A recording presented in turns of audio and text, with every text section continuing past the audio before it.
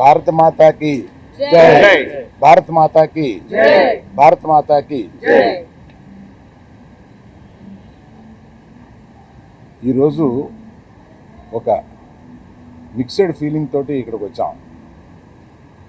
Cinema విడుదలైన సందర్భంగా మేము చాలా ఉత్సాహంగా రావాలనుకున్నది వెనకాల ఎక్కడో మన దేశం గురించి మన సైనికులంతా అక్కడ పోరాడుతుంటే మనం దీన్ని సెలబ్రేషన్గా చేయకూడదు, కేవలం ప్రేక్షకులకి కృతజ్ఞత చెప్పేలాగా ఒకటి పెట్టుకున్నాము అని అనుకుని కేవలం మా సపోర్టు ఈ సందర్భంగా సైనికులకి, దేశం గురించి పోరాడే వారికి మేము కేవలం ఇక్కడి నుంచి మద్దతు కాకుండా ఈ సినిమా నుంచి వచ్చిన కలెక్షన్స్లో కొంత భాగం మేము మన పోరాడే సైనికులకి, రక్షకులకి ఇస్తామని చెప్తున్నాము.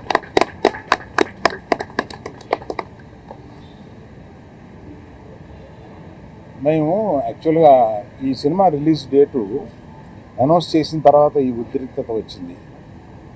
మేమందరం కూర్చుని ఇది సినిమాని వెనక్కి తీసుకుందామా, కొంత పోస్ట్పోన్ చేద్దామా అని కూడా ఆలోచించాం. కానీ అందరూ అన్ని పనులు చేసుకుంటూ ఉన్నారు.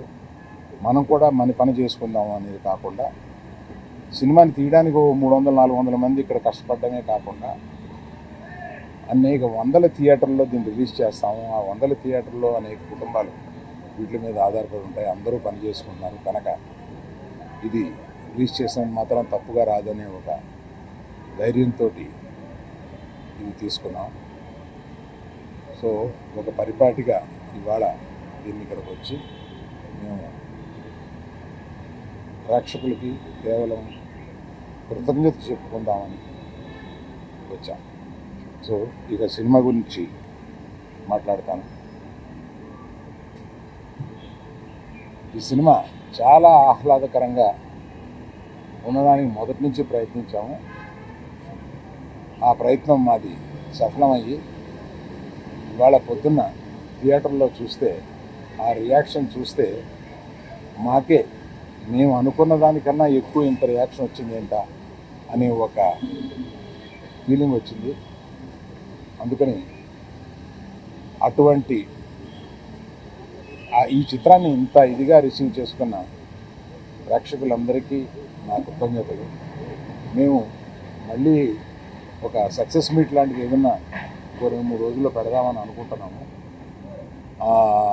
అది కాకుండా ఇందులో చెప్పాల్సి వస్తే మరి మన శ్రీ విష్ణు కానీ, వెన్నెల కిషోర్ కానీ ఈ సినిమాని బ్రహ్మాండంగా, అంటే వాళ్ళు జనరల్గా అంటే శ్రీ విష్ణుని అనేక సినిమాలు చూశాను నేను. అన్ని సినిమాల కన్నా ఒక మెట్టు ఎక్కి ఎదిగి సిక్సర్ కొట్టాడన్నమాట దాన్ని. అందుకని ప్రత్యేకంగా శ్రీ విష్ణుకి కొంచెం ముందు చెప్పాలి కదా అన్నారా? నీకు వినపట్టలేదా? ఓకే.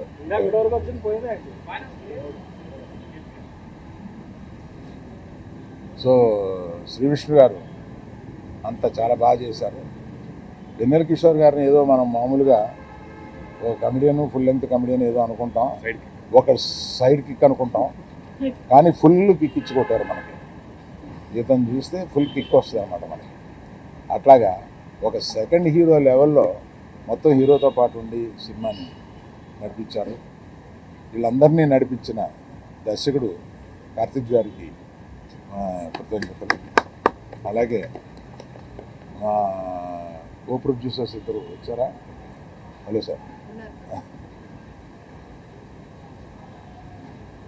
సో ఈ సందర్భంగా అందరి టెక్నీషియన్స్ గురించి, అందరి గురించి, మా ఎడిటర్ గారు కూడా ఇక్కడే ఉన్నారు, అందరి గురించి వివరంగా నేను ఇంకో ఫంక్షన్లో చెప్తాను. ప్రత్యేకంగా ఇవాళ అంటే వీళ్ళు ఎప్పుడో కానీ కనపడరు. బాను కొంచెం ముందుకురా, ఆయన సినిమా దర్శకం చేస్తుంది.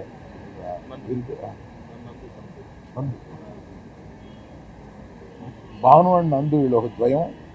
వీళ్ళకి సినిమా ఆయన కథ చెప్పినప్పుడు వీళ్ళిద్దరిని పిలిచి దీన్ని కొంచెం పాలిష్ చేయండి అమ్మా అని అడిగాం.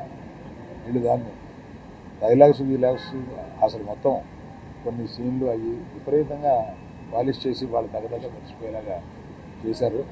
ఫ్యూచర్లో వారి సినిమా దర్శకత్వం చేస్తున్నారు మన రవితేజ తోటి, మాస్ జాతర. సో అది కూడా సక్సెస్ అవ్వాలని కోరుకుంటున్నాను. సో మేజర్గా ఇది నేను దూరంగా ఉండి దీన్ని నేను వాసు కలగజేసుకోకుండా ఈ సినిమాని తీసిపెట్టామా అని ఒక చిన్నపిల్లల్ని స్విమ్మింగ్ పూల్లో తోసేసి పూర్తిగా స్విమ్ చేస్తో లేదో అన్నట్టుగా ఈమెకి ఈ సినిమాని అప్పచెప్పాం. బ్రహ్మాండంగా తీసిపెట్టింది. నేను సమర్పుడుగా మాట్లాడుతున్నాను కానీ నిర్మాతగా ఈవిడ మాట్లాడుతుంది.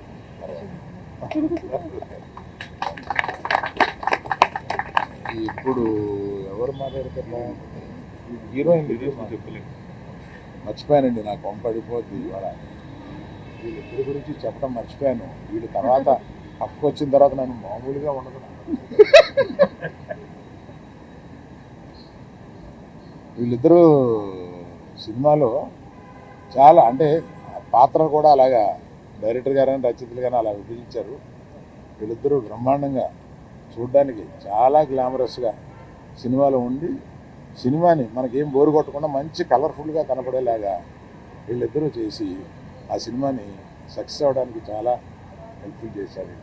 Thank you very much.